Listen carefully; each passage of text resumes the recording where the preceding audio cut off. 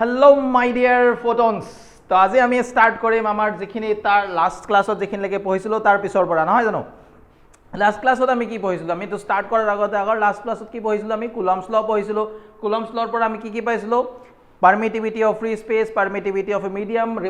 relative permittivity or dielectric constant এইখিনি পাইছিলো তাৰ পিছত আমি এটা কম্পেৰিজন পঢ়িছিলো between কুলম্বস ল এন্ড গ্ৰেভিটেশনাল ল তো দুইটাৰ মাজত ডিফাৰেন্স পঢ়িছিলো সিমিলাৰিটিজ আমি পঢ়িছিলো সেইখিনি আমি লাষ্ট ক্লাসত পঢ়িছিলো তো জুনে পঢ়া না সেইখিনি আগৰ ক্লাসখিনি চাই লবা তাৰ পিছত আমি এতিয়া এটো বস্তু স্টাৰ্ট কৰিম যেটো কি হয় প্ৰিন্সিপল অফ সুপাৰপজিশন যেটো আমি হয়তো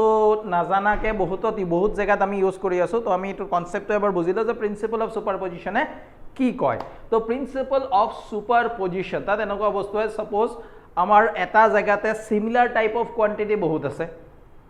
যেটো আমাৰ চাৰ্জটো হয় যে সিমিলার টাইপ অফ কোয়ান্টিটি এটা জায়গাত বহুত আছে তো মই টোটালটো উলাব লাগে তো টোটাল উলাব লাগিলে মই গুটেকিটা কি কৰিব লাগিব এড কৰিব লাগিব হয় না তো সেই বস্তুটোকে কি বুলি কয় সুপাৰপজিশন প্ৰিন্সিপল এতিয়া আমাৰ ফিজিক্যাল কোয়ান্টিটি কিবোৰ আছে দুটা টাইপৰ আছে ন মানে যিবোৰ আমাৰ কোয়ান্টিটিজবোৰ পাও আমি কোয়ান্টিটিজবোৰ কেনেকুৱা টাইপৰ পাও এটা হল স্কেলাৰ কোয়ান্টিটি পাও আৰু এটা হল আমি ভেক্টৰ কোয়ান্টিটি পাও তো যদি স্কেলাৰ কোয়ান্টিটি একে ধৰণৰ সাপোজ এনাৰ্জি কৰবাত এনাৰ্জি বহুত যোগ হৈছে তো প্ৰথমতে মই এটা বস্তু আনিলো তাৰ কাৰণে এনাৰ্জি E1 দুটা আনিলো সেকেন্ডটো আনিলো তাৰ কাৰণে এনাৰ্জি E2 থাৰ্ড এটা আনিলো তাৰ কাৰণে এনাৰ্জি E3 তেনেকুৱাকে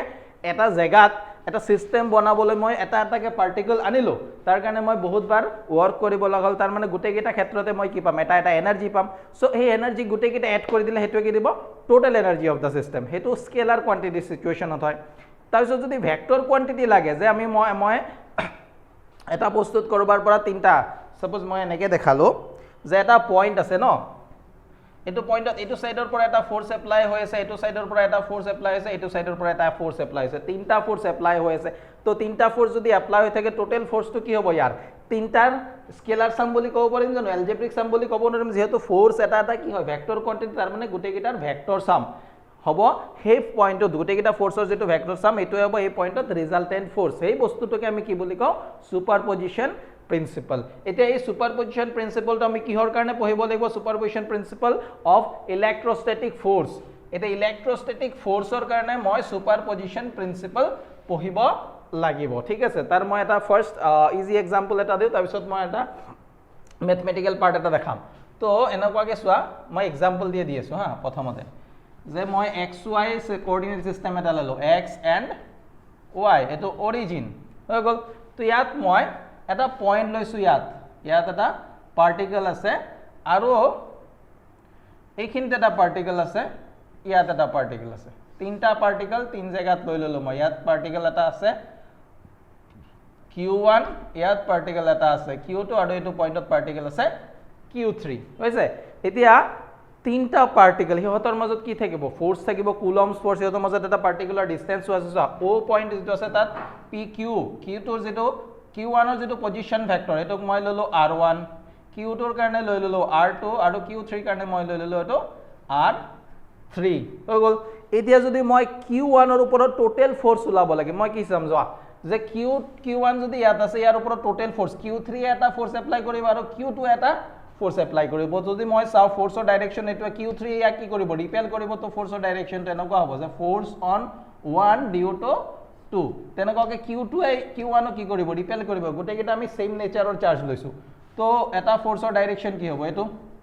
ফোৰ্স অন 1 ডিউ টু সৰি এটো 3 হ'ব ন এটো 3 হ'ব এটো 2 আছে গতেকে এটো হ'ব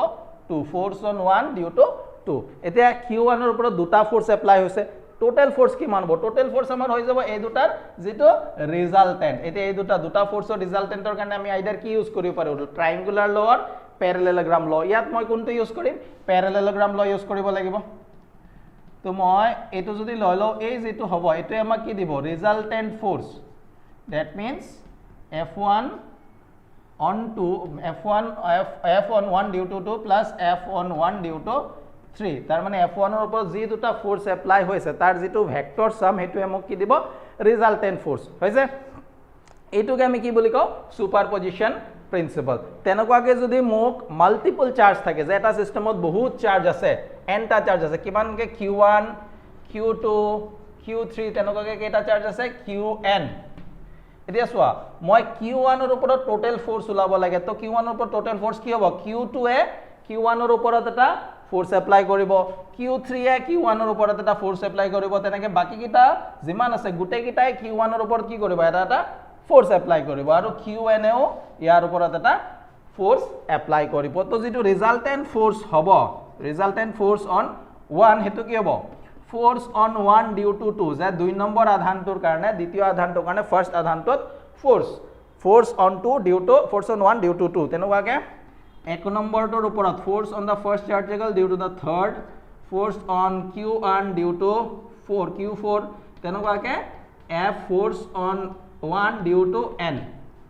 এনেকুৱা আহিব তো এই যেটো বস্তুটো এটোকে আমি কি বুলি কও সুপারপজিশন প্রিন্সিপাল যিমান ফিজিক্যাল কোয়ান্টিটিবোৰ আছে সেই গুটে কিটা আমি এড কৰিব লাগে যদি ভেক্টৰ কোয়ান্টিটি হয় ভেক্টৰ সাম কৰিম আৰু যদি আমাৰ স্কেলাৰ কোয়ান্টিটি তা ডাইৰেক্ট এড কৰি দিম হৈ গৈছে এটোকে আমি কি বুলি কও সুপাৰপজিশন প্ৰিন্সিপাল আৰু এতিয়া যেতিয়া আমি এই বস্তুটো যেতিয়া ইলেক্ট্ৰোস্ট্যাটিক ফোৰ্সৰ কাৰণে এপ্লাই কৰিম হেতুক মই কি বুলি কম সুপাৰপজিশন প্ৰিন্সিপাল ফৰ ইলেক্ট্ৰোস্ট্যাটিক ফোৰ্স ঠিক আছে তো এতিয়া মই যেটো ডায়াগ্ৰামটো ড্ৰ কৰিছো এই ডায়াগ্ৰামটো যদি মই চাও তাত কি দেখা পাম চোৱাচোন তাত যদি মই দেখা পাও যে টোটাল ফোর্স অন 1 তো তাত মই এটা পাম যে force on 1 due to 2 vector আহি গল plus force on 1 due to 3 এতিয়া এই দুটা ফোৰ্সৰ যদি মই চাও ম্যাগনিটিউড যদি লিখো ম্যাগনিটিউডৰ কাৰণে কুলম্বস ল আসলে কি k q1 q2 বাই r স্কয়াৰ ইয়াত k q1 q2 কোন দুটাৰ মাজত 1 আৰু 2 ৰ মাজত আচ্ছা ডিসটেন্স লাগিব তো এতিয়া মই ইয়াৰ ডিসটেন্স টু মই এনেকে লব পাৰিম r বুলি ললো r 31 বুলি ললো আৰু এটুক মই ললো r 21 হৈছে আৰু এটো সাইডে যেটো এটা ভেক্টৰ ইউনিট ভেক্টৰ থাকিব না এটো ডাইৰেকশনত এটা ইউনিট ভেক্টৰ থাকিব এটুক মই ললো r 21 ক্যাপ আৰু এটুক মই ললো r 31 ক্যাপ ম্যাগনিটিউড কত r 31 ললো r 21 ললো তো 1 আৰু 2 ৰ মাজৰ ডিসটেন্স তো কিমান হ'ব r 12 তো ইয়াৰ যেটো ম্যাগনিটিউড হ'ব তাৰ স্কয়াৰ এটো হৈ গল আমাৰ ম্যাগনিটিউড ডাইৰেকশনৰ কাৰণে আমাৰ কোনটো লাগিব ইউনিট ভেক্টৰ লাগিব সো ইয়াৰ ডাইৰেকশনটো কি হ'ব ৰিপেল কৰিব ন তো ডাইৰেকশনটো q2 ৰ পৰা q1 ৰ ফালে হ'ব তো তাৰ ডাইৰেকশন বুজাবৰ কাৰণে মই q2 ৰ পৰা q1 ৰ ফালে এটা ইউনিট ভেক্টৰ লৈ ললো হেটো কিমান হ'ব r21 ক্যাপ ঠিক আছে ধৰিব পাৰিছা এটোৱে দিছে ম্যাগনিটিউড এতে কি দিছে ডাইৰেকশন তেনেকুৱাকে যদি মই 1 ৰ ওপৰত ফোৰ্স ওলাও কাৰ কাৰণে থাৰ্ড চাৰ্জটোৰ কাৰণে সো এটা কি বান হ'ব k q1 q3 ডিভাইড বাই r কি হ'ব এটো যেটো ভেক্টৰটো এতিয়া কোনটো ডিসটেন্স হ'ব 3 আৰু 1 ৰ মাজৰ ডিসটেন্স কিমান লৈছো r31 তো এটো যদি মই r31 ৰ কি লব লাগিব ম্যাগনিটিউডৰ স্কয়াৰ প্লাস ইয়াত আমাৰ কি হৈ যাব r31 ক্যাপ হৈ গল এতিয়া যদি ইয়াত আমি আৰু এটা চাৰ্জ লিখো যে q4 এটা যদি দি দিও ঠিক আছে q4 তো q4 ৰ এটা ফোৰ্স এপ্লাই কৰিব তেতে হেতু আমি ইয়াত কি কৰিব লাগিব এড কৰিব লাগিব ঠিক আছে এটোকে আমি কি বুলি কও principle of superposition for electric forces হৈ গল এটো হল তো এটো তোমালোকে ধুনিয়াকে বুজি পাইছা যে কাৰণ এইবোৰ বস্তু তোমালোকে আগত ইউজ কৰিছিলা নিউটনস ল যে এটা বস্তুৰ ওপৰত ৰিজাল্টেন্ট ফোৰ্স ওলাবৰ কাৰণে আমি এই মেথডটো ইউজ কৰি সুপাৰপজিশন প্ৰিন্সিপল ইউজ কৰি তাৰ পিছত ওয়েভছত পাইছিলা সুপাৰপজিশন অফ ওয়েভস তাতো সেম প্ৰসেসে আছিল ঠিক আছে তেনেকুৱা তো এখিনি হৈ গল এতে ইয়াৰ ওপৰত আমাৰ নিউমাৰিকেল কৰিব লাগিব এটা নিউমাৰিকেলটো কৰাৰ আগতে এই সেম বস্তু ফোৰ্সৰ কাৰণে যেটো আছে আমি এটা নেক্সট কোয়ান্টিটি পাম ইলেক্ট্ৰিক ফিল্ড তো ইলেক্ট্ৰিক ফিল্ডটো মই পঢ়িলো তাৰ পাছত আমাৰ সুপাৰপজিশন অফ ফোৰ্স আৰু সুপাৰপজিশন অফ ইলেক্ট্ৰিক ফিল্ড দুইটাৰ কাৰণে যিকিটা নিউমাৰিকেল আছে মই একেলগে কৰাম তো তোমালোকে এটো বুজি পাইছা সাগে কমেন্টত জনাবা যে তোমালোকৰ এটো ক্লিয়াৰ হৈছে নে নাই ঠিক আছে তাৰ পাছত আমি নেক্সট টপিকটো লৈ যাও যেটো টপিক এটা ইম্পৰ্টেন্ট টপিক হয় আমাক গোটেই সবতে লাগি থাকিব এই বস্তুটো মানে ফার্স্ট চ্যাপ্টাৰটো কি হয় বেস ফাৰ্স্ট চ্যাপ্টাৰটো যদি ভালকে ক্লিয়াৰ হয় তোমালোকৰ সেকেন্ড থাৰ্ড ফোৰ্থ যিকিটা চ্যাপ্টাৰ আহি থাকিব না গোটেইকিটা ধুনিয়াকে তোমালোকৰ ক্লিয়াৰ হ'ব কাৰণ এইকিটাৰ লগত ৰিলেটেড কিছুমান প্ৰবলেম আমাৰ মানে সৰি ফৰ্মুলা আমাৰ সেকেন্ড চ্যাপ্টাৰত ইউজ হ'ব সেকেন্ডৰ ফৰ্মুলা কিছুমান থাৰ্ডত ইউজ হ'ব তেনেকুৱাকে কন্টিনিউয়াসলি এটাৰ লগত এটা লিংক হৈ আছে ঠিক আছে ওকে তো এতিয়া আমি পঢ়ো নেক্সট আমি কি পঢ়িব লাগিব ইলেক্ট্ৰিক ফিল্ড এটা ইলেক্ট্রিক ফিল্ড বুলি কলে কি বোঝায় ফিল্ড মানে কি আমি যে সাপোজ ক্রিকেট ফিল্ড বুলি কও তার মানে তার এটা বাউন্ডারি থাকে নাই সেই বাউন্ডারি লেকে আমাৰ কি ফিল্ড তাৰ বাহিৰৰ খিনি তো আমাৰ কাৰণে ফিল্ড নহয় তো সিমিলার টাইপত যদি মই চাও এটা চার্জ আছে এইখিনিত এটা চার্জ আছে যেটোক আমি কি বুলি কৈছো সোর্স চার্জ উৎস আধান এতিয়া এই চাৰ্জটোৱে যোন বহুত দূৰলৈকে এট্ৰেক্ট কৰিব নোৱাৰিব ইয়াৰ এটা কি থাকিব ৰিজন এটা থাকিব না সো চাৰ্জৰ স্ট্ৰেংথৰ ওপৰত ডিপেন্ড কৰিব যে ইয়াৰ প্ৰাবল্যটো কিমান তাৰ ওপৰত ডিপেন্ড কৰিব তো মই ধৰিলো এই চাৰ্জটোৱে ইয়াৰ ওচৰৰ এইখিনি অঞ্চললৈকে এই ৰিজনলৈকে যিমান আধান আহিব বেলেগ আধান যদি ইয়াত মই প্লেস কৰি দিওঁ ইয়াত আৰু এটা আধান যদি মই প্লেস কৰি দিওঁ q1 বা q0 বুলি লৈছো আচ্ছা যেটো আগৰ পৰা আছিল এটোক আমি বুলি কও কি বুলি কও সোৰ্স চাৰ্জ বা উৎস আধান আৰু যেটো মই বাহিৰৰ পৰা আনো চাবলৈ চেক কৰিবলৈ এটো কোৱা হয় টেস্ট চাৰ্জ ঠিক আছে আৰু ইয়াত আমি এটা কনভেনশন ইউজ কৰো যে টেস্ট চাৰ্জ যেটো ল ন এটোৰ ভ্যালু সদায় আমি কি ল পজিটিভ ল টেস্ট চাৰ্জটো সদায় ধনাত্মক লোৱা হয় ঠিক আছে তো মই যদি ইয়াত এটা টেস্ট চাৰ্জ ৰাখি দিছো ঠিক আছে টেস্ট চাৰ্জটো ৰাখি দিয়াৰ লগে লগে এই সোৰ্স চাৰ্জটো ইয়াক কি কৰিব ৰিপেল কৰিব কিন্তু যদি মই আধানটো এই চাৰ্জটো যদি মই এটো পয়েন্টত ৰাখো +q0 এতে এখিনি লেকে এই চাৰ্জটো ইমানখিনি লেকে হে অ্যাট্ৰাক্ট কৰিব পাৰে বা ৰিপেল কৰিব পাৰে তাৰ বাহিৰত থৈ দিলে ই অ্যাট্ৰাক্ট বা ৰিপেল কৰিব নোৱাৰে তাৰ মানে এই যেটো ৰিজনটো আছে এই ৰিজনটোৱে কি হ'ব এই উৎস আধান বা সোৰ্স চাৰ্জটোৰ কাৰণে ইলেক্ট্ৰিক ফিল্ড আৰু তাৰ ইলেক্ট্ৰিক ফিল্ডৰ বাহিৰৰ একদম তাৰ নেক্সট পয়েন্টটো ইয়াতে যদি মই পয়েন্ট এটা ল হেতুৱে ইয়াৰ কাৰণে আমি কি বুলি কম ইনফাইনাইট ডিসটেন্স গতিকে ইনফাইনাইট ডিসটেন্স বুলি কোৱাৰ মানেটো এনেকুৱা নহয় যে বহুত দূৰত আছে ইনফাইনাইটটো হেতুৱে বুজায় যে এই আধানটোৱে যিমানখিনি লৈকে ফোৰ্স এপ্লাই কৰিব পাৰিব তাৰ নেক্সট পয়েন্টটোৱে কি হৈ যাব ইয়াৰ কাৰণে ইনফাইনাইট ডিসটেন্স কাৰণ সেই নেক্সট পয়েন্টত ই ফোৰ্স এপ্লাই কৰিব নোৱাৰে হৈ গল ইনফাইনাইট ডিসটেন্স তাৰপিছত আমি ইলেক্ট্ৰিক ফিল্ডটো গম পালো যে এটা চাৰ্জে ইয়াৰ সাৰাউন্ডিংছৰ যিমানখিনি ৰিজনলৈকে বেলেগ চাৰ্জক ফোৰ্স এপ্লাই কৰিব পাৰিব অ্যাট্ৰাক্ট বা ৰিপেল কৰিব পাৰিব সেই ৰিজনটো কি হ'ব ইয়াৰ কাৰণে ইলেক্ট্ৰিক ফিল্ড ঠিক আছে তো ইলেক্ট্ৰিক ফিল্ড ৰিজনটো এটোৱে বুজায় এতিয়া আমাৰ নেক্সট আহিব ইলেক্ট্ৰিক ফিল্ড ইন্টেন্সিটি এতিয়া ইলেক্ট্ৰিক ফিল্ড ইন্টেন্সিটিটোক আমি অসমীয়াত কি বুলি কওঁ বৈদ্যুতিক ক্ষেত্ৰৰ প্ৰাবল্য যেনেকৈ আমি গ্ৰেভিটেশনত পাওঁ গ্ৰেভিটেশনাল ফিল্ড ইন্টেন্সিটি তেনেকৈ ইয়াত আহিব ইলেক্ট্ৰিক ফিল্ড ইন্টেন্সিটি এতিয়া ইয়াৰ ডেফিনেশনটো আমাৰ কেনেকুৱা হয় যে আমি আকৌ ডায়াগ্ৰামটো চাওঁ যে এটো এটা ইলেক্ট্ৰিক ফিল্ড আছে ন ইলেক্ট্ৰিক ফিল্ডৰ সোৰ্স চাৰ্জটো উৎস আধানটো কিমান +q এতে ইয়াৰ যিকোনো পয়েন্টত যদি আমি 1 ইউনিট পজিটিভ চাৰ্জ এটা লখো একক ধনাত্মক আধান এটা যদি আমি ৰাখি দিও ঠিক আছে সেই একক ধনাত্মক আধানটো ইয়াত ৰাখাৰ লগে লগে সেই একক ধনাত্মক আধানটোৰ ওপৰত এই যিমানখিনি আকৰ্ষণ বা বিকৰ্ষণ বল প্ৰয়োগ কৰিব ঠিক আছে যে electric field intensity at any point in an electric field is defined as the force experienced by a unit positive test charge বা আৰু এটা প্ৰশ্ন আহিব force experienced by a negligibly small unit positive test charge এতিয়া ইয়াত এটা part আহে হা ধৰিব পাৰিছে না যে বিদ্যুৎ ক্ষেত্ৰ এটাত যদি মই এটা একক ধনাত্মক ইউনিট পজিটিভ চাৰ্জ এটা ৰাখি দিছো সেই ইউনিট পজিটিভ চাৰ্জটো যিমানখিনি ফোৰ্স ফিল কৰিব পাৰিব সেই ফোৰ্সটোৱে কি হ'ব ইয়াৰ কাৰণে ইলেক্ট্ৰিক ফিল্ড ইন্টেন্সিটি হৈ গল তাৰ পাছত চোৱা এতিয়া ইয়াত আমি এটা পাৰ্ট ইউজ কৰো যে ভেনিশিংলি স্মল বা নেগলিজিবলি স্মল যেটো আমি ইউনিট পজিটিভ চাৰ্জ ৰাখিম তাৰ ভ্যালুটো সোৰ্সতকে বহুত সৰু হ'ব লাগিব ঠিক আছে তে সিম্পল একটা তোমালোকক एग्जांपल দি এটোৰ ভ্যালুজ বলে 100 কুলম বা এটোৰ ভ্যালু যেটো সোৰ্স চাৰ্জটো আছে এটোৰ ভ্যালু 10 কুলম এটা এটো যদি আমি 1000 কুলম লৈ আহো 1000 কুলম যদি মই ইয়াত লৈ আহো তেনেহলে 1000 এই 10 কুলমটো কি কৰিব এতিয়া কাৰ ষ্ট্ৰেন্থটো বেছি 1000 ষ্ট্ৰেন্থটো বেছি গতিকে 1000 10 কুলমক কি কৰিব ৰিপেল কৰি দিব তো ইলেক্ট্ৰিক ফিল্ড যতে ইয়াত আসলে ইলেক্ট্ৰিক ফিল্ডটো গুছি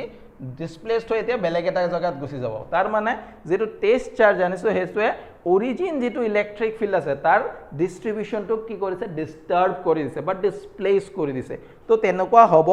নালাগিব আৰু তেনেকুৱা নহবৰ কাৰণে আমাৰ কি হ'ব লাগিব যেটো আমাৰ সোৰ্স চাৰ্জ আছে আৰ ষ্ট্ৰেন্থটো বেছি হ'ব লাগিব আৰু যেটো আমাৰ টেস্ট চাৰ্জ আছে তাৰ ষ্ট্ৰেন্থটো কম হ'ব লাগিব হেকাৰণে তাত এটা আমাৰ টাৰ্ম আহে negligibly small unit positive test charge ঠিক আছে ইয়াৰ যিকিটা নোটস আছে তোমালোকে পিডিএফত পাই যাবা বিলিটোৰ তলত তোমালোকে পিডিএফটো পাবাই তো হেখিনি আমাৰ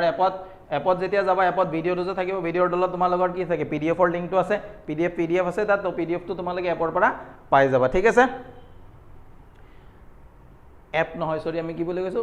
ওয়েবসাইট আমাৰ যেটো ওয়েবসাইটটো আছে ন তোমালোকে পঢ়িবৰ কাৰণে যেটো ওয়েবসাইট তোমালোকক যেটো দিয়া হৈছে সেই ওয়েবসাইটত এই ভিডিওটোৰ তলতে তোমালোকে পিডিএফ লিংকটো পাই যাবা তাৰ পাছত এই ইলেক্ট্ৰিক ফিল্ড ইন্টেন্সিটিটো আমি বুজিলো যে যদি বিদ্যুৎ ক্ষেত্ৰ এটা আমি ইউনিট পজিটিভ চাৰ্জ ৰাখি দিও সেই ইউনিট পজিটিভ চাৰ্জটো যিমানখিনি ফোৰ্স ফিল কৰিব সেই ফোৰ্সটোৱে কি হ'ব সেই পয়েন্টত ইলেক্ট্ৰিক ফিল্ড ইন্টেন্সিটি ঠিক আছে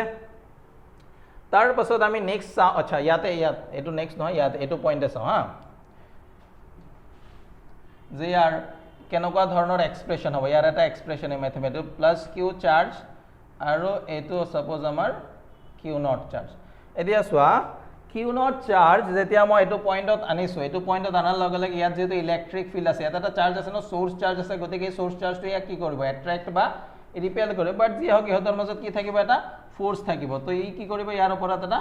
ফোৰ্স এপ্লাই কৰিব সো চোৱা মই ইয়াত যদি চাওঁ আমাৰ একক ঐকিক নিয়মত যদি চাওঁ যে যদি মই চাৰ্জ কিমান ৰাখিছিলোঁ কিউ নট তাৰ ওপৰত ফোৰ্স কিমান এপ্লাই হৈ আছে এফ এতিয়া যদি মই 1 ইউনিট চাৰ্জ ৰাখোঁ এক একক আধান ৰাখোঁ তেতিয়া তাৰ ওপৰত ফোৰ্স কিমান হ'ব F by Q not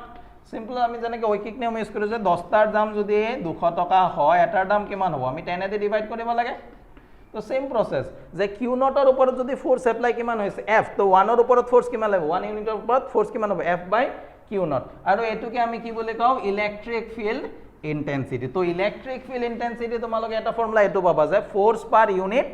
charge force per unit test charge হেতু হৈ গ'ল সো ইলেক্ট্ৰিক ফিল্ডক মই লিখিব পাৰিম F by Q naught where Q naught is the test charge যেটো আমি চাৰ্জ বাহিৰৰ পৰা ইলেক্ট্ৰিক ফিল্ডৰ ভিতৰত আনিছো হৈ গ'ল এতিয়া ইয়াত যদি চোৱা ইলেক্ট্ৰিক ফিল্ড ফোৰ্স বাই চাৰ্জ ইয়াত এটা ইউনিট থাকিব নহয় ইউনিটটো কি হ'ব চোৱা এসআই ইউনিট ইলেক্ট্ৰিক ফিল্ডৰ কাৰণে যদি ফোৰ্স চাও ফোৰ্সৰ কাৰণে ইউনিট কি হয় নিউটন আৰু চাৰ্জৰ কাৰণে কি হয় কুলম তাৰ মানে ইলেক্ট্ৰিক ফিল্ডৰ এসআই ইউনিট কি হ'ব নিউটন পাৰ কুলম তাৰ পাছত আহিল এটা এসআই ইউনিটটো আমি পাই গলো এটা ইলেক্ট্ৰিক ফিল্ডটো ভেক্টৰ কোয়ান্টিটি হ'ব নে স্কেলাৰ কোয়ান্টিটি হ'ব তোমালোকে যদি চোৱা ফোৰ্স আমি জানো force is a vector quantity তো চাৰ্জ যেটো আছে এটা যে স্কেলাৰ কোয়ান্টিটি তো ফোৰ্সৰ যদি ভেক্টৰ হয় ভেক্টৰ বাই স্কেলাৰ ভেক্টৰটাক যদি আমি স্কেলাৰেদি ডিভাইড কৰো আনসাৰটো আমাৰ অলৱেজ কি আহিব ভেক্টৰে আহিব সো ফোৰ্স যদি এটা ভেক্টৰ দ্যাট মিন্স এটো সাইড যদি এটা ভেক্টৰ হয় ৰাইট লেফট হ্যান্ড সাইডে এটা কি হ'ব লাগিব vector so electric field is a vector quantity আৰু ইয়াৰ ইউনিট কি হ'ল নিউটন পাৰ কুলম এতিয়া যদি ইলেক্ট্ৰিক ফিল্ড ভেক্টৰ কোয়ান্টিটি হয় তেনেহলে ইলেক্ট্ৰিক ফিল্ডৰ ডাইৰেকশন থাকিব ডাইৰেকশনটো কি হ'ব সো ডাইৰেকশনটো হ'ব ফোৰ্সৰ ডাইৰেকশনৰ হৈতে same so direction of the electric field is same that of the force experienced by the test charge তো ফোৰ্সৰ যেটো ডাইৰেকশন হ'ব টেষ্ট চাৰ্জটো যেটো ডাইৰেকশনত ফোৰ্স ফিল কৰি থাকিব সেই ডাইৰেকশনতে আমাৰ কি থাকিব ইলেক্ট্ৰিক ফিল্ড ইন্টেন্সিটিৰ ডাইৰেকশন হৈছে সো ইলেক্ট্ৰিক ফিল্ডৰ আমাৰ কনসেপ্ট ইমানখিনি যে electric field is equal two force per unit charge ঠিক আছে electric field is a vector quantity whose direction is same that of the electrostatic force and its SI unit is newton per coulomb এখানে আমাৰ electric ফিল্ডৰ কনসেপ্টত আহিছে তাৰ পাছত আমাৰ electric ফিল্ডৰ এটা কনসেপ্ট আহে যে electric field due to a point charge এটা যদি বিন্দু সম আধান এটা আছে electric field intensity due to a point charge ঠিক আছে এটা বিন্দু সম আধান যদি কৰবাত আছে তাৰ কাৰণে ইলেক্ট্ৰিক ফিল্ড ইন্টেন্সিটিৰ ভ্যালু কিমান হ'ব এটা তো আমি ফৰ্মুলা পালো E = F/Q0 এটা ইয়াত আমি চাও যে আমাৰ এটো পইণ্ট এটো মই লৈ ললো অৰিজিনত আমাৰ এটা সোৰ্স চাৰ্জ আছে কিমান উৎস আধান এটা আছে Q এতিয়া ইয়াৰ পৰা r ডিসটেন্সত কিমান ডিসটেন্সত r ডিসটেন্সত থকা a পইণ্টত আমি কি উলাব লাগে ইলেক্ট্ৰিক ফিল্ড উলাব লাগে তো মই কি কৰিলো ফাৰ্ষ্টত যে ইনফাইনাইট অসীমৰ পৰা ইফালে কি ইনফাইনাইট কাৰণ এই চাৰ্জটোৰ কাৰণে ইলেক্ট্ৰিক ফিল্ড ৰিজনটো এটো মই ললো ইলেক্ট্ৰিক ফিল্ড তাৰ মানে এই চাৰ্জটোৱে ইয়াৰ ভিতৰত যিমান আধান আছে সেইবোৰক আকৰ্ষণ বা বিকৰ্ষণ কৰিব পাৰিব কিন্তু ইয়াৰ বাহিৰত থকা আধানবোৰক এট্ৰেক্ট ৰিপেল কৰিব নোৱাৰে তো মই কি কৰিলো যে ইনফিনিটিৰ পৰা এটা চাৰ্জ আনি ইয়াত ৰখাই দিলো ইয়াত ৰখাই দিয়াৰ কিমান আধান আনিলো Q0 হৈছে এতিয়া চোৱা এই Q0 কি কৰিব ৰিপেল কৰিব তো ৰিপেল কৰোতে এটা ফোৰ্সৰ ডাইৰেকশন আহিব ফোৰ্সটো কেনেকুৱা হ'ব এটো ডাইৰেকশন হ'ব না F হৈছে ওকে আৰু এই ভেক্টৰটোক মই এনেকে যেটো ইউনিট ভেক্টৰটোক মই r ক্যাপ বুলি ললো এটো ভেক্টৰক এটো সাইডৰ পৰা এটো সাইডে যেটো ভেক্টৰ ইউনিট ভেক্টৰ ডাইৰেকশনটো বুজাবৰ কাৰণে এটোক মই কি লৈ ললো r ক্যাপ তো প্ৰথমতে মই ফোৰ্স উলাও যে কিমানখিনি ফোৰ্স এপ্লাই হ'ব তো ফোৰ্সৰ কাৰণে আমাৰ কি আহিব F = K Q0 by r² Coulomb's লৰ পৰা এটোই আহিব আৰু যদি মই ডাইৰেকশন লিখো ভেক্টৰ ফৰ্মত তেতিয়া কি হ'ব ইয়াত এটা কি আহি যাব r ক্যাপ এতিয়া আমাৰ ডেফিনিশনটো কি আছিল electric field is equal to কি আছিল force by the test charge force per unit test charge এটো আহি গল সো ইয়াত 1/Q0 তো থাকি গল বাকি ফোৰ্সৰ ভ্যালু যদি মই বহাই দিও K Q0 বাই r স্কয়াৰ আৰু লগতে কি আহিব r ক্যাপ হৈ যায় সো এই q নট ক্যান্সেল গৈ পেলাই থাকিব কি k q by r square আৰু লগত থাকি যাব r ক্যাপ তো কাৰ ডাইৰেকশন আছিল অৰিজিনালি ফোৰ্সৰ ডাইৰেকশন তো ফোৰ্সৰ যেটো ডাইৰেকশন এটো কাৰ হ'ব ইলেক্ট্ৰিক ফিল্ডৰ ডাইৰেকশন তো ইলেক্ট্ৰিক ফিল্ডৰ কাৰণে আমি দুটা ফৰ্মুলা পাম এটাটো নাবি পাম force per unit charge f by q so এই কাৰণে এটা ফৰ্মুলা আহিব equal to f by q আচ্ছা সো ইয়াত কেতিয়াবা ইলেক্ট্ৰিক ফিল্ডৰ পৰা ফোৰ্স ওলাব দিব পাৰে বা ফোৰ্স দিয়া থাকিলেও কি ওলাব দিব পাৰে ইলেক্ট্ৰিক ফিল্ড তো ফোৰ্স ইজ ইকুয়াল টু কি হ'ব electric field intensity into charge যদি কোনোবা এটা জায়গাত ইলেক্ট্ৰিক ফিল্ডৰ ভ্যালু দিয়া আছে আমাক ফোৰ্স ওলাব দিছে তো সিম্পলি মই কি কৰি দিম যেটো চাৰ্জৰ ওপৰত ফোৰ্স ওলাব লাগে সেই ভ্যালুটো ইলেক্ট্ৰিক ফিল্ডৰ লগত মাল্টিপ্লাই কৰি দিম হেতুৱে কি দি দিব ফোৰ্স দি দিব বা যদি আমাক এটা দুটা ঠাইত দুটা ফৰ্মুলা চোৱা যদি আমাক ইলেক্ট্ৰিক ফিল্ড ইন্টেন্সিটি দিয়া আছে ফোৰ্স ওলাব লাগে বা ফোৰ্স দিয়া আছে ইলেক্ট্ৰিক ফিল্ড ইন্টেন্সিটি ওলাব লাগে তেতিয়া আমি এটো ইউজ কৰিম এতিয়া যদি আমাক কয় যে কোনোবা এটা জায়গাত এটা সোর্স চার্জ আছে যে এখানে এটা চার্জ আছে q বা 3 কুলম তো ইয়াৰ পৰা আমি 3 সেন্টিমিটাৰ ডিসটেন্সত মই এটো পয়েন্টত ইলেক্ট্ৰিক ফিল্ড ইন্টেন্সিটি ওলাব লাগে তো সোৱা যেটো পয়েন্টত ইলেক্ট্ৰিক ফিল্ড ইন্টেন্সিটি ওলাব লাগে তাত সদায় আমি কি কনসিডাৰ কৰিলাম 1 কুলম পজিটিভ চাৰ্জ এটা তাত আছে ঠিক আছে তো এতিয়া সোৱা ইয়াৰ কাৰণে মই ইলেক্ট্ৰিক ফিল্ড ওলাব কাৰণে এটো ফৰ্মুলা ইউজ কৰিম k q by r square q কিন্তু সোৰ্স চাৰ্জ যেটো আধান আমাৰ অলৰেডি তাত এক্সিস্ট হৈ আছে বাহিৰৰ পৰা নাটো নহয় না কিন্তু যেটো এক্সিস্ট হৈ আছে তো যদি এক্সিস্টিং সোর্স চার্জ তো দিয়া থাকে আমি এটো ফর্মুলা ইউজ কৰিম আৰু যদি টেস্ট চাৰ্জ দিয়া থাকে আমাক তেতিয়া এটো ফৰ্মুলা আমি ইউজ কৰিম টেস্ট চাৰ্জ মানে যেটো আমি বাহিৰৰ পৰা আনি প্লেস কৰিম আৰু যেটো অৰিজিনি তাৰ পৰা থাকে অৰিজিনালি সেই সিস্টেমটোত থাকিব হেতু আমাৰ কি হ'ব সোৰ্স চাৰ্জ হৈ গৈছে সো ইলেক্ট্ৰিক ফিল্ডৰ কনসেপ্টত আমাৰ এই ইলেক্ট্ৰিক ফিল্ডৰ দুটা ফৰ্মুলা পাম এটা এটো অগল তোমালোকে তো যেখিনি তোমালোকৰ এখিনি মোৰ মতে তো ক্লিয়াৰ হৈ যাব লাগে যদি তথাপি কিবা থাকে তোমালোকে কমেন্ট বক্সত খুদি দিবা যে স্যাৰ এখিনি বুজিবলগীয়া আছে হৈছে তাৰ পাছত তো electric field intensity due to point charge যেটা আমি পঢ়িলো আৰু এটা বস্তু ইয়াত আছে হা ইলেক্ট্ৰিক ফিল্ড ইন্টেন্সিটিত আৰু এটা বস্তু আছে ইলেক্ট্ৰিক ফিল্ড ভেক্টৰ এটা ইলেক্ট্ৰিক ফিল্ড ভেক্টৰটো কি হয় সোয়া মই যদি এটো পয়েন্টত এটা সোৰ্স চাৰ্জ ৰাখিছো এইখিনিলৈকে ইলেক্ট্ৰিক ফিল্ড আছে তো এভরি পয়েন্টত এটো ডিসটেন্স মই ললো r1 এটো পয়েন্টত ডিসটেন্স ললো মই r2 এটো পয়েন্টত মই ডিসটেন্স ললো r3 এটো পয়েন্টত ডিসটেন্স ললো r4 ইলেক্ট্ৰিক ফিল্ডৰ এক্সপ্ৰেশনটো কি আহে equal to k q by r square মই অনলি ম্যাগনিটিউডটো চাইছো ভেক্টৰটো বাৰু পিছত চাম সো সোয়া চাৰ্জ তো আমাৰ সেমে আছে যদি আমি ডিসটেন্স কিটা চেঞ্জ কৰো তো ইলেক্ট্ৰিক ফিল্ডৰ ভ্যালু কি হ'ব চেঞ্জ হৈ থাকিব তাৰ মানে মই যদি ইয়াৰ পৰা এনেকে এটা লৈছো লাইন এটা যদি লৈছো ইয়াৰ এভৰি পয়েন্টত ইলেক্ট্ৰিক ফিল্ডৰ ভ্যালু কি হৈ যাব চেঞ্জ হৈ গৈ থাকিব ন তাৰ মানে মই গুটেই কিটা পয়েন্টক ইয়াত মই কি কৰিব পাৰিম যে ইয়াত না ইনফাইনাইট বা নম্বৰ বহুত কেটা আমাৰ কি আছে ইলেক্ট্ৰিক ভেক্টৰ আছে ঠিক আছে ইলেক্ট্রিক ফিল্ড ইয়াত বহুত কিটা আছে বহুত কিটা লগ লাগি এটা রিজন এটা অঞ্চল বনাই দিছে ইলেক্ট্রিক ফিল্ডৰ এটা অঞ্চল বনাই দিছে তো এটোক আমি কি বুলি কম ইলেক্ট্রিক ফিল্ড ভেক্টৰ ঠিক আছে আমি ইলেক্ট্ৰিক ফিল্ড এখিনি পঢ়িলো এতিয়া সোৱা ইলেক্ট্ৰিক ফিল্ড যেনেকৈ আমি ফোৰ্সৰ কাৰণে কি এপ্লাই কৰিছিলো সুপাৰপজিশন প্ৰিন্সিপল এপ্লাই কৰিছো ন যে কোনোবা এটা পয়েন্টত যদি ফোর্স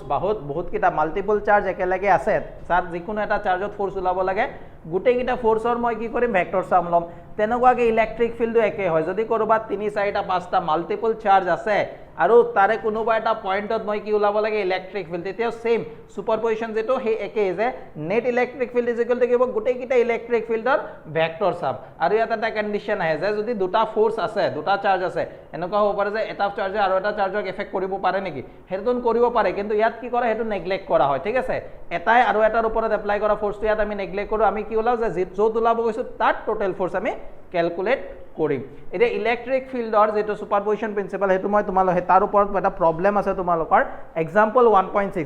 1.6 টো ওলাই লোৱা তোমালোকে এনসিইআৰটিৰ পৰা পেজ নম্বৰ 16ত আছে সো তাত তোমালোকৰ যেটো কোৱেশ্চন দি আছে কোৱেশ্চনটো মই সলভ কৰি ডাইৰেক্ট দেখাই দিও তোমালোকক ঠিক আছে তো ইয়াত চোৱা কি দিছে consider 3 চাৰ্জেস q1 q2 q3 each equal to q তাৰ মানে তিনিটাৰ magnitude same at the vertices of an equilateral triangle মানে আমাৰ সমবাহু ত্ৰিভুজ তাৰ নেকি তিনিটা বাহুৰ সমান okay of side length l side গুটেকিটা length l বুলি কৈ দিছে what is the force on a charge q charge Q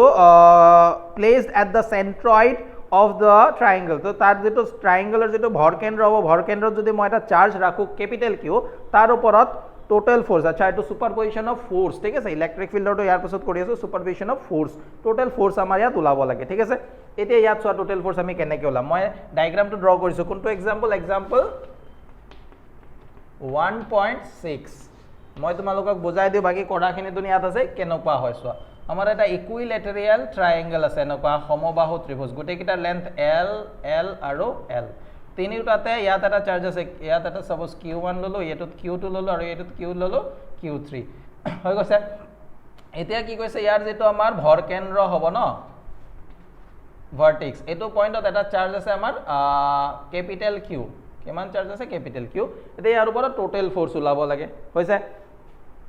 তো মই কি দেখাবাম Q1 এ Qৰ ওপৰত এটা ফোৰ্স এপ্লাই কৰিব, Q2 এ Qৰ ওপৰত এটা ফোৰ্স এপ্লাই কৰিব আৰু Q3 এ Qৰ ওপৰত এটা ফোৰ্স এপ্লাই কৰিব। তো ফোৰ্স কিটানো চাৰ্জ কিটানো আমাৰ তাত আছে কুলম্বস লত চোৱা কুলম্বস লত কি আছে F = K Q1 Q2 r square. তো আমাৰ ইয়াত K Q1 Q2 আছে আমাৰ তাত নাই যেটো হেতু কি r, ইয়াৰ পৰা আমি কি ওলাব লাগিব r মানে কোনটো ডিসটেন্স হ'ব সাপোজ এটো যদি মই পয়েন্ট A ল এটো পয়েন্ট B ল এটো পয়েন্ট C, তো A আৰু এটো পয়েন্ট মই কিবা ললো D, তো AD ডিসটেন্স লাগিব আৰু BD ডিসটেন্স লাগিব আৰু এফালে CD ডিসটেন্স আমাক লাগিব। তো চোৱা যেতিয়া আমি সমবাহু ত্ৰিভুজ বুলি কোৱাৰ লগে লগে এটো ভৰকেন্দ্ৰ ন ভৰকেন্দ্ৰটো কি হ'ব যেটো সেন্ট্ৰয়েড এটো কি হ'ব B ৰ পৰা যিমান ডিসটেন্স BQ ডিসটেন্স যিমান হ'ব AQ ডিসটেন্সও সেম হ'ব আৰু এফালে AD BD আৰু CD তিনিটা ডিসটেন্স কি হ'ব সেম হ'ব। তো প্ৰথমতে মই এটা ডিসটেন্স ওলালো তাৰ কাৰণে চোৱা মই ইয়াত আৰু এটা ডায়াগ্ৰাম ড্ৰ কৰি দিছো। মই কি কৰিলো ইয়াৰ পৰা ইয়াত এটা পাৰপেন্ডিকুলাৰ ড্ৰ কৰি দিলো, ঠিক আছে লম্ব সমদ্বিখণ্ডক এটো সাপোজ D দিলো ন এটো মই সাপোজ পয়েন্ট E লৈ ললো। ওকে ইয়াত অলপ বেলেগ কি আছে চাগে পয়েন্ট কিটা, তো পয়েন্ট কিটা তোমালোকে চাই লবা। এটো পয়েন্ট আমাৰ আছিল B এটো A আৰু এটো হৈ গল আমাৰ C, তাৰ পিছত এই পয়েন্টটো আমাৰ কি হৈ গৈছিল D, ঠিক আছে। তো ইয়াত কি হয় মই চোৱা এটা ইকুইলেটাৰাল ট্ৰায়াঙ্গল যদি হয় প্ৰত্যেকটো এংগল কিমান হ'ব 60 ডিগ্ৰী আৰু এই যেটো ভৰকেন্দ্ৰ বা ভৰকেন্দ্ৰৰ কাৰণে এটো পাৰপেন্ডিকুলাৰ বাইসেক্টৰ যেটো হয় এটোৱে কি কৰিব ইয়াক ইকুয়ালি ডিভাইড কৰিব, তাৰ মানে এটো সাইড এংগল 30 আহিব এটো সাইড এংগল কিমান আহিব 30। তো ইয়াৰ পৰা মই ক'ব পাৰিম এই এংগলটো কিমান হ'ব 30 ডিগ্ৰী, তাৰ পৰা এই যেটো পাৰ্ট এটো এটা আমাৰ ৰাইট এংগল ট্ৰায়াঙ্গল হৈ গল না নাই ৰাইট এংগল ট্ৰায়াঙ্গল যত এই লেন্থটো কিমান হ'ব L আৰু এই সাইডৰ লেন্থটো কিমান হ'ব L/2।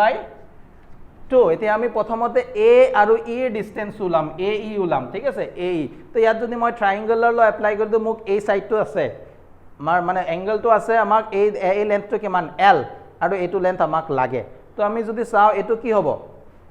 এটো হ'ব বেস, এটো যদি এংগল হয় এটো কি হ'ব বেস, এটো হ'ব হাইপোটেনিউস আৰু এটো কি হ'ব পাৰপেন্ডিকুলাৰ। তো এটো H আৰু B এৰ মাজত ৰিলেশন কোৰ পৰা আহে cos θ ৰ পৰা cos θ = কি cos θ = B/H হয় না। তো বেস আমাক লাগে কোনটো AD AE, তার মানে AE ডিভাইড বাই কি হ'ব AC। তো কি হয়েছে AC, তো AE = কিমান হৈ যাব AE = AC cos of theta। তো AC ভ্যালু আমাক L দিয়া আছে cos কিমান আছে 30 ডিগ্ৰী, cos 30 এৰ ভ্যালু কিমান হয় L = আৰু 30 এর ভ্যালু √3/2, তো এটো কিমান হৈ যাব L √3/2, তার মানে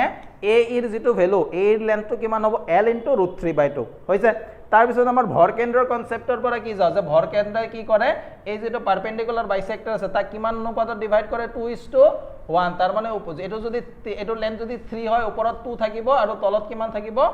1। এতিয়া আমাক কোনটো পাৰ্ট লাগে এটো পাৰ্ট গোটেইটো 3 হলে ওপৰটো 2 হয় তলৰটো 1 হয়। তো এই গোটেইটোৰ A এৰ মই কি লিখিব পাৰিম AD = কিমান হ'ব 2/3 অফ AE হ'বনে চোৱা AE টো কি হ'ব AE এৰ 3 ভাগৰ 2 ভাগ, A যদি মই 3 ভাগ কৰো তাৰ 2 ভাগ ওপৰত থাকিব আৰু 1 ভাগ ক'ত থাকিব তলত, তাৰ মানে AD টো কি হ'ব A এৰ 3 ভাগৰ 2 ভাগ AD = 2/3 অফ AC, তাৰ মানে আমি ইয়াৰ পৰা AD এর ভ্যালুটো পাই যাম AD = কিমান হ'ব 2/3 ইনটু A এর ভ্যালুটো কিমান আছে চোৱা A এর ভ্যালুটো আমি ইয়াত উলাই থৈছো L √3/2, তার মানে এটো 2 2 ক্যান্সেল গল √3 দি 3 কাটিলে কিমান আহিব √3, তার মানে AD এর ভ্যালু হৈ যাব L/√3। এতে AD এর ভ্যালু যিমান হ'ব BD এর ভ্যালু সেমে হ'ব আৰু CD এর ভ্যালু কি হ'ব সেম হ'ব। তো সো আমি ডিসটেন্স কিটা পাই গলো, এতিয়া ফোর্স কিটা আমি উলাই দিব পাৰিম ন। সো সো ডিসটেন্স কিটা পোৱাৰ লগে লগে আমি যদি ফোৰ্স ওলা ফোৰ্স প্ৰথমতে কি ওলাব ফোর্স অন কিউ বা ফোর্স অন মই ডি পয়েন্টত ডি পয়েন্ট বুলি ললো ডি ডিউ টু এ যদি ল তো ইয়াত আমাৰ আহিব সোৱা কে q1 q1 to ইয়াতন কিমান আছে q গোটে কেটা চাৰ্জৰ ম্যাগনিটিউড q বুলি কৈছে আৰু টেষ্ট চাৰ্জ ইয়াত কিমান আছে q ডিভাইড বাই ডিসটেন্স স্কয়াৰ ডিসটেন্স কিমান ওলাইছে l বাই √3 তে ইয়াক স্কয়াৰ কৰি দিম প্ৰথমত ম্যাগনিটিউড ওলাও তো ইয়াত সোৱা গোটে কেটা সিচুৱেচনতে সোৱা মই দেখাই দিও চাৰ্জ তো সেম গোটে কেটা চাৰ্জ সেম বুলি কৈছে q এটো q আৰু এটোৰ ভ্যালু কিমান q আৰু ডিসটেন্সও সেম গতিকে ফোৰ্সৰ ম্যাগনিটিউড কি হ'ব সবতে সেম হ'ব তাৰ মানে f on d due to a plus আৰু এটো কাৰ ইকুয়াল হ'ব f on d due to b আৰু এটা হ'ব f on d due to c গতি কিটা ফোর্স তাৰ মানে b পয়েন্টৰ কাৰণে d পয়েন্টৰ যেটো ফোৰ্স তাৰ পিছত a ৰ কাৰণে d যেটো ফোৰ্স আৰু d c ৰ কাৰণে d যেটো ফোৰ্স গতি কিটা ফোৰ্সৰ ম্যাগনিটিউড সেম হ'ব ন গতি গতি কিটা ফোৰ্সৰ ম্যাগনিটিউড মই কি লিখিম k q q by l by √3 whole square এটা 3 ক স্কয়াৰ কৰিলে √3 ক স্কয়াৰ কৰিলে 3 হেতু কত গুছি যাব ওপৰত তাৰ মানে 3 k q q by l square গতি কিটা ফোৰ্সৰ ম্যাগনিটিউড এটো হৈ যাব তাৰ পিছত আমাক লাগে এতিয়াকে ডাইৰেকশন ঠিক আছে তো ডাইৰেকশনৰ কাৰণে মই এখিনি মুছি দিছো তোমালোকে এবাৰ ভালকে চাই লবা লাগিলে স্ক্ৰিনশ্বট এটা অলপ লৈ লোৱা মই এখিনি মুছি আছো হা তো মুছি পেলাই মই ইয়াত কি কৰিছো চোৱা এতিয়া ফোৰ্সৰ ডাইৰেকশন কিটা দুইটা গুটে কিটা পজিটিভ চাৰ্জ তো এটা ফোর্স এটো হ'ব এটোক যদি মই কি লম f d due to b এটো পজিটিভ ইয়া কি কৰিব ৰিপেল কৰিব এটা ফোর্স এটো হ'ব f on d due to কি হৈ যাব c এটো হৈ গল আৰটা এটো ইয়া কি কৰিব ৰিপেল তো এটো ফোর্স কোন ফাল থাকিব তল ফালে f on d due to a তো মই এই পয়েন্টটো হা এই পয়েন্টটো মই ইয়াত ড্ৰ কৰি দিও এটা ফোৰ্স আমাৰ এনেকে আছে এটা এটো আছে আৰু এটা এটো আছে এটো হল force on d a f d a এটো হ'ব f d c সরি এটো f d b ন আৰু এটো হ'ব f d c হৈছে এতিয়া তিনটা ফোৰ্সৰ মই ভেক্টৰ সাম ওলাব লাগিব ৰিজাল্টেন্ট ফোর্স যদি মই চাও ইয়াত ফোর্স অন q যদি ওলাব যাও তো এটা আহিব force on f d a vector plus f db vector plus f dc vector গটে কিটাৰ ভেক্টৰ সাম আহি যাব নহয় জানো যেটোক আমি কি বলে গো সুপারপজিশন প্রিন্সিপাল এতিয়া আমি তিনটা ভেক্টৰ তো একেলগে এড কৰিব নোৱাৰো আমি কি কৰিম দুটাক এড কৰিম একেলগে ঠিক আছে এতিয়া দুটাক যদি এড কৰো দুটা এড কৰিলে মই একেলগে কিমান পাম ঠিক আছে তো এতিয়া মই প্ৰথমতে কোন দুটাক এড কৰিম এই দুটাক এড কৰি দিও এই দুটাক মই এড কৰি দিও বা যিকোনো দুটা এটো এটোক এড কৰিব পাৰা এটো এটোক এড কৰি তাৰ পিছত 3 নম্বৰটোৰ লগত এড কৰিব পাৰা সো মই প্ৰথমতে যদি এই দুটাৰ সাম ওলাও এখিনি অলপ কাটি দিলে হল না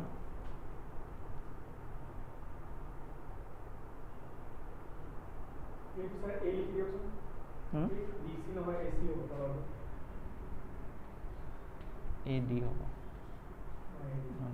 डी ए होगा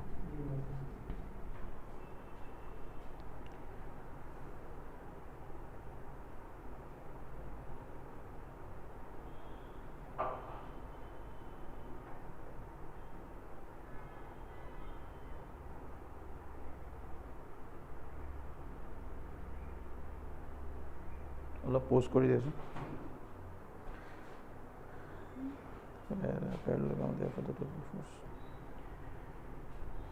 সো এইখিনিলৈকে তোমালোকৰ সবৰে ক্লিয়াৰ হৈছে ঠিক আছে 1 মিনিট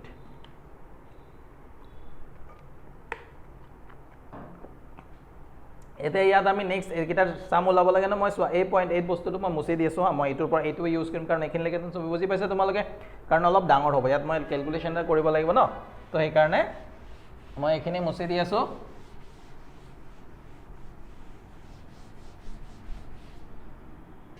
তো এই যেটো পয়েন্ট সেন্ট্ৰয়েড তো আমাৰ ডি আছিল এটা এটো সাইডে ফোর্স এপ্লাই হৈ আছে এটা এটো সাইডে ফোর্স এপ্লাই হৈছে এটা এটো সাইডে এটো হল এফ ডি এ এটো F D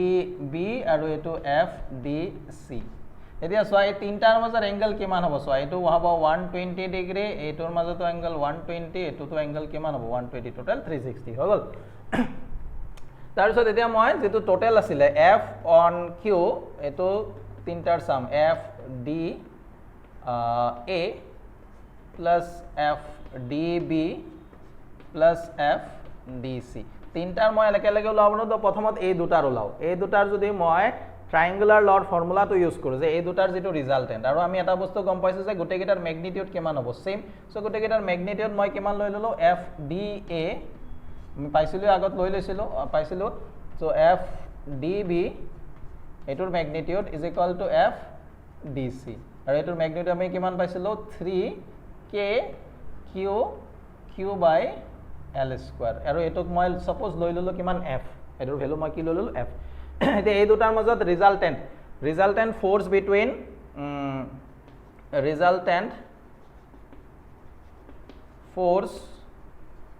between F D B plus F D C তো এইটোক যদি মই এড কৰিবলৈ যাওঁ মই ছাপ'জ এইটোক এফ ডেছ বুলি ল'লোঁ এইটোৰ ভেলু কমি ল'লোঁ এফ ডেছ তো এইটো চোৱা ফৰ্মুলা যদি এপ্লাই কৰোঁ F D B square plus F D C square plus 2 into f db f dc cos 120 degree তো এইকেইটা গোটেইকেইটাৰ ভেলু কিমান কাৰণ এই দুটাৰ মাজত এংগল 120 এইটো f স্কয়াৰ এইটো f স্কয়াৰ এতিয়া চোৱা f into f মিলি কি হৈ যাব f into f মিলি f স্কয়াৰ cos 120 ৰ ভেলু কিমান -1/2 তো চোৱা এইটো কেনসেল গৈ এইটো আগত কি হৈ যাব -f স্কয়াৰ তো f স্কয়াৰ কেনসেল গৈ পেলাই এইটো কি হৈ যাব √/f স্কয়াৰ ইকুৱেল টু মই কি লিখিব পাৰিম f তাৰ মানে এই দুটাৰ যেটো ৰিজাল্টেন্ট হেতু কাৰ ইকুৱেল হ'ব f ইকুৱেল হ'ব আৰু ৰিজাল্টেন্টটো মই যদি প্যাৰালেলোগ্ৰাম ল চাও প্যাৰালেলোগ্ৰাম ল ইউজ কৰো তাৰ মানে এইটো হ'ব ৰিজাল্টেন্ট এইটো হ'ব f ড্যাশ বুলি লৈ ললো f ড্যাশ ঠিক আছে এতিয়া চোৱা f ড্যাশ আৰু f dA এই দুটা অপোজিট ডাইৰেকশন আছে যে ভেক্টৰ দুটা যদি অপোজিট ডাইৰেকশন থাকে আমি কি জানো যে গুটেকেইটা দুইটাক ডাইৰেক্ট আমি মাইনাস কৰি দিব পাৰো হয় তো এতিয়া যদি চাও মই এই যেটো f ড্যাশ এটো কাৰ ইকুৱেল ওলাইছে সো এটোৰ ইকুৱেল ওলাইছে না এটা ৰিজাল্টেন্ট ফোর্স যদি মই ওলাই যাও f q হেতু কি হ'ব f dA plus f dash হ'ব আৰু এই দুটাৰ মাজৰ এংগল কিমান আছে 180 ডিগ্ৰী তাৰ মানে ইয়াত যদি আমি এটো ফৰ্মুলা ইউজ কৰো cos 180 আহিব cos 180 ৰ ভ্যালু কিমান আহিব মাইনাস cos 180 ৰ ভ্যালু -1 হৈ গল তো তেতিয়া যদি মই এপ্লাই কৰো ৰিজাল্টেন্ট ফোৰ্স তো ইয়াত কিমান আহি যাব 0 আহি যাব কাৰণ এটো 2 আহিব ন 2f স্কয়াৰ আহিব f স্কয়াৰ আৰু 2f স্কয়াৰ তো 2f স্কয়াৰ এফালে প্লাস 2f স্কয়াৰ মাইনাস হৈ যাব বা আমি যদি সিম্পল চাও যে দুটা ইকুৱেল এন্ড অপোজিট ফোৰ্স দুটা ফোৰ্স আছে ইকুৱেল ভ্যালু অপোজিট ডাইৰেকশন তো এই দুটা ৰিজাল্টেন্ট কিমান হৈ যাব 0 তাৰ মানে এই সেন্টাৰত থকা পাৰ্টিকলটোৰ ওপৰত টোটাল ফোৰ্স কিমান হৈ যাব 0 তো আমাৰ আনসাৰটো হেখিনি হ'ব এতিয়া তোমালোকে কোৱেশ্চনটো মই বুজাই দিছো কাৰণে বহুত ডাঙৰ হৈছে লিখোতে ইমান ডাঙৰ নহয় তো এক্সামত ইমান ডাঙৰকে কৰিব নালাগে কাৰণ এক্সামিনাৰে যিখিনি যিজনে চেক কৰি পাতাৰ হিমানখিনি কনসেপ্টটো থাকে তোমালোকে বুজাব নালাগে তোমালোকে দেখাব লাগে যে তোমালোকে কোৱেশ্চনটো জানা ঠিক আছে হেখিনিয়ে দেখাব লাগে ইমান ডাঙৰ কৰাৰ দৰকাৰ নাই মই যে সাইডত ট্ৰায়াঙ্গুলাৰ ল ইউজ কৰি পেলাই ভ্যালুটো উলাই দিছিলো যে l cos θ আহিব হে l cos 30 ডিগ্ৰী আহিব তো l √3/2 তেনেকুৱা আছে এইবোৰ দেখাব নালাগে এইবোৰ ডাইৰেক্ট জাস্ট লিখি দিলে হল হেটো এক্সামিনাৰে চাই পেলাই বুজি পাই যাব ঠিক আছে তো এই কোশ্চেনটো হল এটো আমাৰ কি বুলি কৈছো সুপাৰপজিশন অফ ফোৰ্স এতিয়া ইয়াৰ নেক্সট এটা एग्जांपल তোমালোকৰ আছে সেই एग्जांपलটো কি এটো 1.6 কৰালো ন 1.7 সেম প্ৰসেস সেই 1.7 টো তোমালোকে মোক কৰি পেলাই দেখাবা কেনেকুৱা হয় ঠিক আছে সো 1.7 টো তোমালোকে মোক হোমৱৰ্ক থাকিল তোমালোকে কৰি দেখাবা 1.7 টো তো তাৰ পাছত আমাৰ কি আহিব ইলেক্ট্ৰিক ফোৰ্সৰ যেটো আছে ন সৰি ইলেক্ট্ৰিক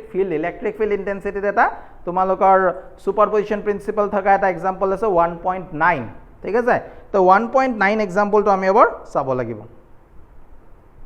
পোস্ট কৰি দিছো